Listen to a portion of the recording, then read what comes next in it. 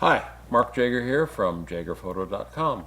Welcome to part 3 of a series of video aimed at helping beginning photographers run their DSLR cameras. In part 1 of this series, I addressed using a mid-level DSLR in program mode, essentially full auto, point and shoot.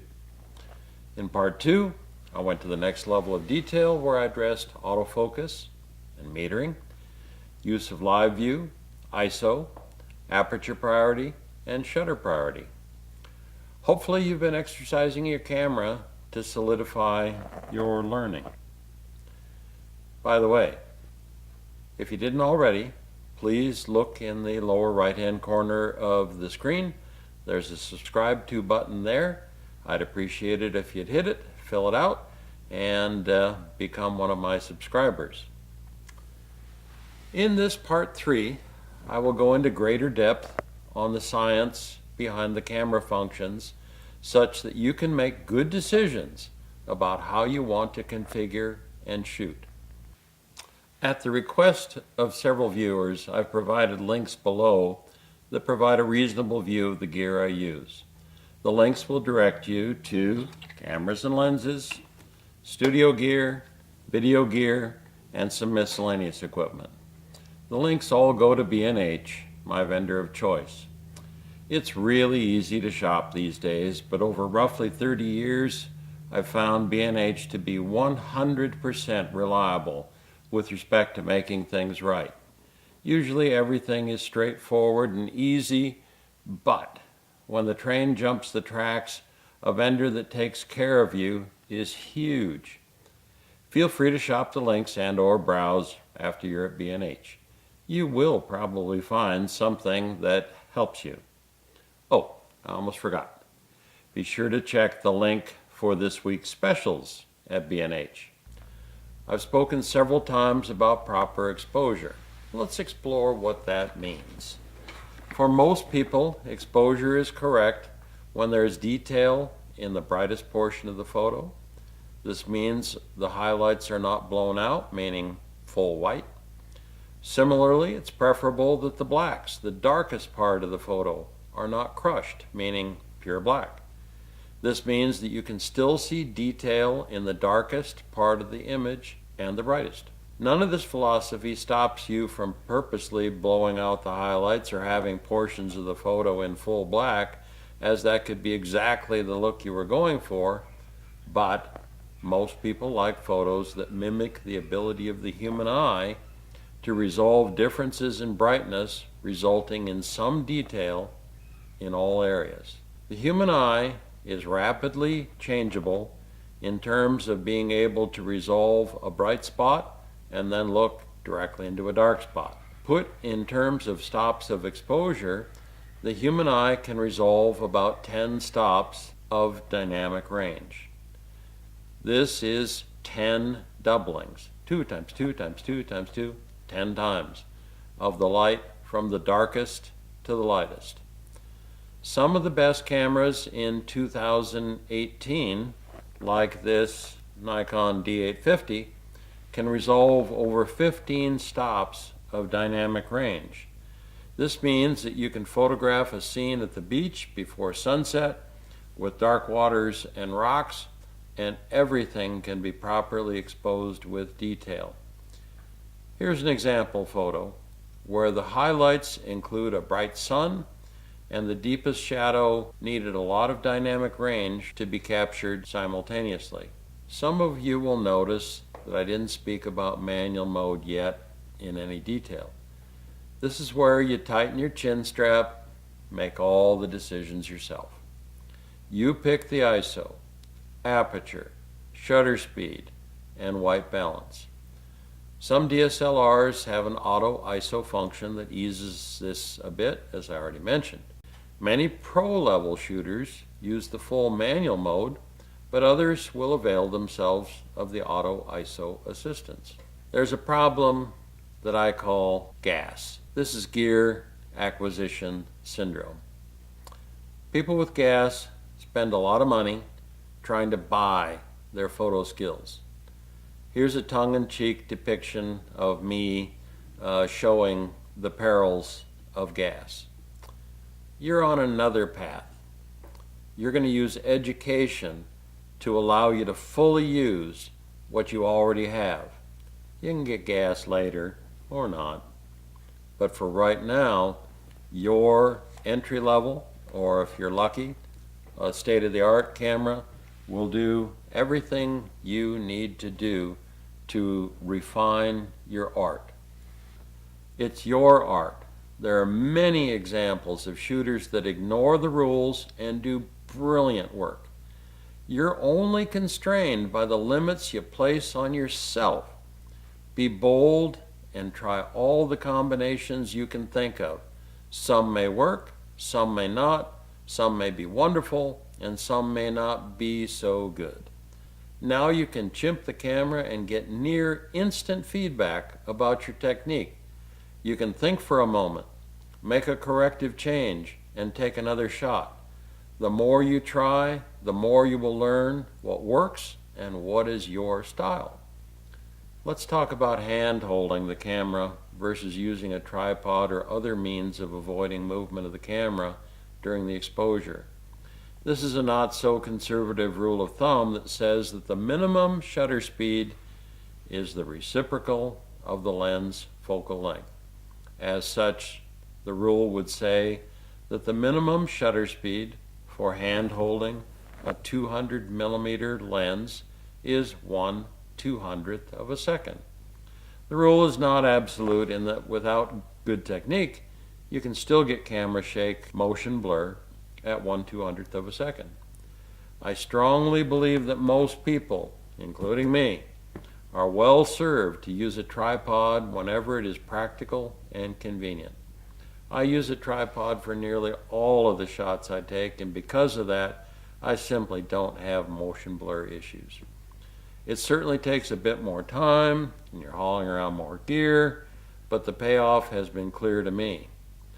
Among other things, it slows you down a bit such that you actually have a moment to think about the composition. Do you want aperture or shutter priority? Should you go to manual and adjust the light a bit? Try to avoid the machine gun or spray and pray philosophy of shooting. Make each one a good one rather than taking a whole bunch in a hurry that aren't so good. Let's pry the door open a little wider and go manual.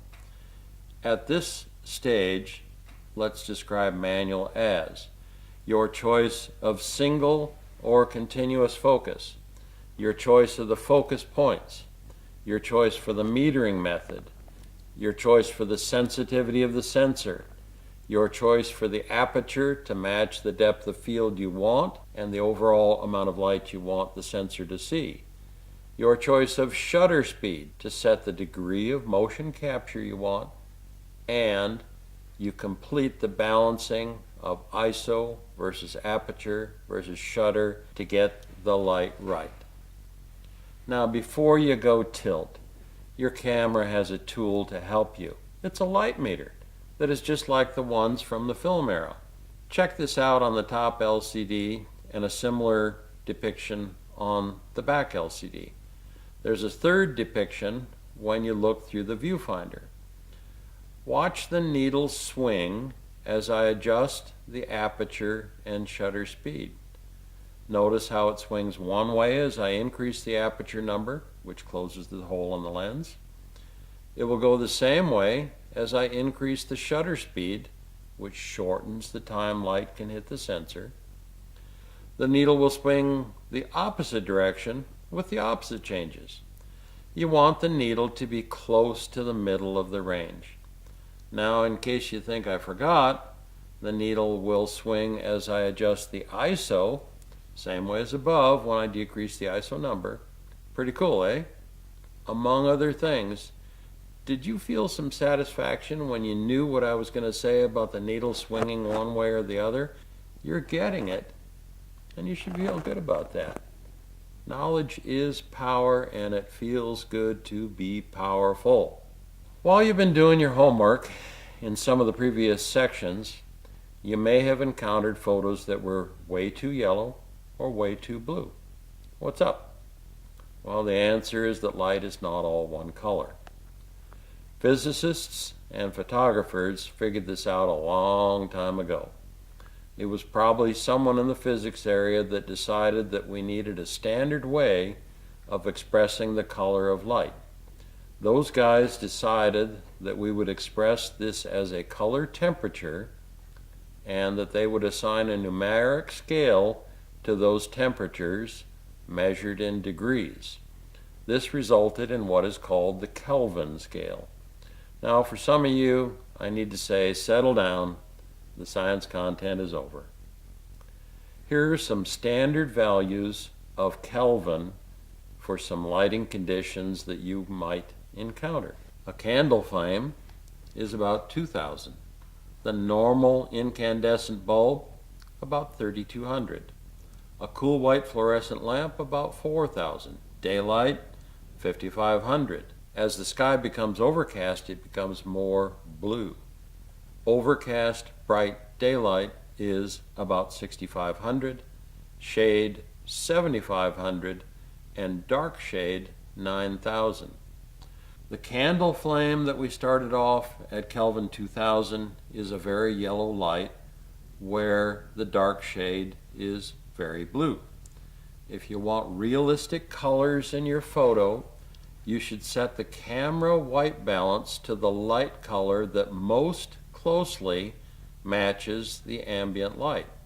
On the D7100 and D850, the choices will be auto, incandescent, fluorescent, direct sunlight, flash, cloudy, shade, choosing a color temperature in terms of degrees Kelvin, and then some presets that you can make. The white balance choices basically move, as I said, from yellow to blue. The symbols will show in some displays, like the top LCD, and in others it will be symbols and text, like in this info display. Now, remember the concept of art in photography? Well, white balance is one of the places you can play with color. If you do not set the balance correctly, the camera will do its best to take the photo anyway. An example would be a situation, planned or unplanned, where you've been shooting outdoors with the white balance set to direct sunlight. You go inside where all the light is incandescent and you take a few photos. The photos end up with a lot of yellow tone. Let's say you continue your journey to a garage that has overhead fluorescent lighting. You take a few shots and now all the pictures have a green cast. You say, this is not what I wanted, and change the white balance to incandescent. Your wife says, take a photo of Aunt Harriet before she leaves. Auntie is out standing by her car and you take the shot. There's a blue cast to the shot, leaving her looking pretty frosty. It may fit her personality, but your wife probably won't like it. Now, these examples made the situation look like errors, but you can do this on purpose. Some photographers like to cool down or warm up a situation and will purposely shift the white balance. An example would be a recent advertisement I saw where the Blue Man Group in Las Vegas was shown in pictures. Everything in the photo, their faces, their clothing, the background, everything is shifted to blue. You can cleverly use white balance to your advantage or just make things look right. You may have noticed in the demo above where I listed out the various possibilities for white balance that one of them was choose color temperature. You can go into the menu and directly choose the Kelvin value that you want to use. You don't have to use any of the icons for fluorescent, daylight, etc. You just set the Kelvin value to the value you want. This can be done in very small increments of number. This allows you to fine-tune the color temperature, sliding it a little yellow, a little blue, or whatever you want to do depending on your artistic mood. Yep, it's time for some more homework. Grab the camera and set the mode to manual. Be a visual, virtual light meter and guess at some settings for your scene. It doesn't matter if you're looking out the window in your backyard or wherever. If you're sitting in the TV room and it's pretty dark, just remember one of your friends, high ISO, or an open aperture, or a long shutter speed. Modern cameras can take photos in pretty dark places. There could be grain and noise in the photo, but it will take a photo. After you've shot your guess, adjust one or more of the big three, ISO, aperture, shutter, and try again. Keep going until you get a decent shot. It's not cheating to add some light to the scene if it's dark. So far, in our video journey through photography, we've used JPEG format files for our demonstrations and your homework. JPEG is a method of storing the photo in a way that keeps most of the information, but there's compression. Some choices like white balance are baked into the photograph. You can't change it later. Most DSLRs give you a chance of 3 JPEG storage schemes. As much detail as the format will contain, with the largest JPEG file size and the least compression.